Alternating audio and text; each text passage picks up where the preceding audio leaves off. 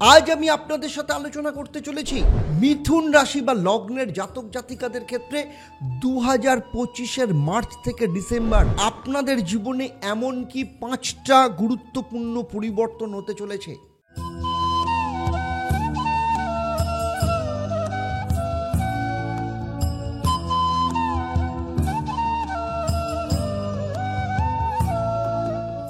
নমস্কার, আমি অ্যাস্ট্রো পণ্ডিত দেবদত্ত, অ্যাস্ট্রোনামা আচার্য Debdutta Facebook page এবং ইউটিউব চ্যানেলে আপনাদের সবাইকে স্বাগত জানাই।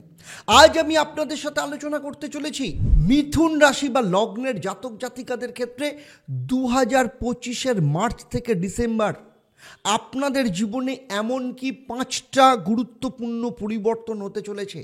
আমার এই আলোচনা আপনার জন্মরাশি বা লগ্ন এবং গ্রহদের গোচরের ওপর ভিত্তি করে, এবং এই পর্বের শেষে আপনাদের জন্য থাকবে একটা প্রশ্ন। যারা সঠিক উত্তর দেবেন তাদের জন্য কি সারপ্রাইজ থাকবে সেটাই পর্বের শেষে জানতে পারবেন, আর সাথে থাকবে আপনাদের জন্য মহা উপায়। তাই পুরো ভিডিওটা শেষ অবধি অত্যন্ত মন দিয়ে দেখবেন। যারা প্রথমবার আমার চ্যানেলটা দেখছেন, আমি অবশ্যই বলবো চ্যানেলটাকে সাবস্ক্রাইব করার সাথে সাথে নোটিফিকেশান বেল আইকনটাকে প্রেস করবেন। আর যদি আপনি ফেসবুক পেজে দেখেন, অবশ্যই পেজটাকে লাইক এবং ফলো করতে ভুলবেন না। আপনার রাশিতে মঙ্গল অবস্থান করছে, চতুর্থভাবে রয়েছে কেতু, সপ্তমভাবে রবি, নবম স্থানে শনিদেব, আর দশম স্থানে রাহু অবস্থান করছে, আর দ্বাদশ স্থানে দেবগুরু বৃহস্পতি। সবার প্রথম কি পরিবর্তন হবে জানেন? যখন শনিদেব আপনার ভাগ্যস্থান থেকে বেরিয়ে দশম স্থানে প্রবেশ করবে। কতদিন বাদে? 30 বছর বাদে।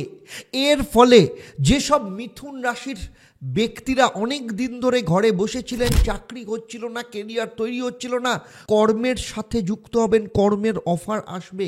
বিশেষ করে এপ্রিল মাসের পর থেকে যারা আগে থেকেই কোনো কর্পোরেট বা কোনো অর্গানাইজেশনের সাথে যুক্ত রয়েছেন, আপনাদের ইনকামের গ্রোথও এই সময় দেখতে পাওয়া যাবে। দ্বিতীয় পরিবর্তন 15ই মে 2025-এর পর, যখন বৃহস্পতি আপনার প্রথমভাবে প্রবেশ করবে এবং তার সপ্তম দৃষ্টি সপ্তম ভাব ধনু রাশির ওপর থাকবে। ফলে সেটা কিন্তু তার নিজের রাশি। ফলে যাদের এখনও পর্যন্ত বিয়ে হয়নি, বিয়ে হওয়ার চেষ্টা চলছে কিন্তু বিয়ে কিছুতেই হচ্ছে না, সেক্ষেত্রে সম্বন্ধ আসা শুরু হবে এবং এমনকি বিয়ে ফাইনালও হয়ে যেতে পারে। বিশেষ করে 15ই মের পর অবিবাহিতদের ক্ষেত্রে বা যারা সেকেন্ড ম্যারেজ করতে চলেছেন তাদের ক্ষেত্রে বিয়ের খুব ভালো যোগ দেখতে পাওয়া যাচ্ছে। তৃতীয়ত 2025-এর আগে আপনার বিবাহিত জীবন বা প্রেমের দিক থেকে অনেক রকম সমস্যা চলছিল, কারণ আপনি নিজেই আপনার একাগ্রতার কারণে আপনার ভুল ভ্রান্তি অনেক কিছু বিষয় আপনি ডিসিশন নিয়ে ফেলছিলেন। ফলে সেই জায়গাগুলো কিন্তু এখন ঠিক হয়ে যাবে। চতুর্থ পরিবর্তন আপনি দেখতে পাবেন, বর্তমানে রাহু দশমভাবে অবস্থান করছে। এপ্রিল 2025-এর আগে কোনো না কোনো ক্ষেত্রে আপনার পরিবর্তন নিয়ে আসবে।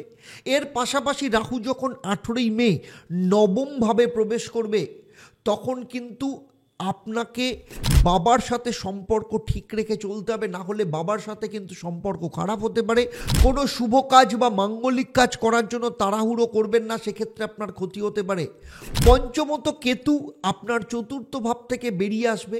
ফলে মায়ের শরীর স্বাস্থ্যের ব্যাপারে যে অস্থিরতার মধ্যে ছিলেন, মাকে নিয়ে যে চিন্তার মধ্যে ছিলেন, বা যারা অনেক দিন ধরে প্রপার্টি সংক্রান্ত কোনো ডিল করতে পারছিলেন না, কেতু চতুর্থ ভাব থেকে বেরিয়ে আসার পর এই সমস্ত কিছু ফুলফিল হবে।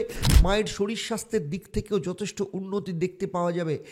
মার্চ এপ্রিল মাসের পর থেকে এবং অক্টোবর নভেম্বরের আগে আপনি যদি কোনো সম্পত্তি কিনতে চান, কোনো গাড়ি কিনতে চান, কোনো স্থাবর সম্পত্তি কিনতে চান, তাহলে এই সময়ের মধ্যে আপনার কিন্তু সেগুলো কেনার যোগ দেখতে পাওয়া যাচ্ছে। মিথুন রাশি বা লগ্ন নিয়ে আমার এই আলোচনা বিশেষ করে আপনাদের জীবনে মার্চ থেকে ডিসেম্বর এই যে 5টা পরিবর্তন আসতে চলেছে, কেমন লাগলো অবশ্যই আমাকে কমেন্ট করে জানাবেন।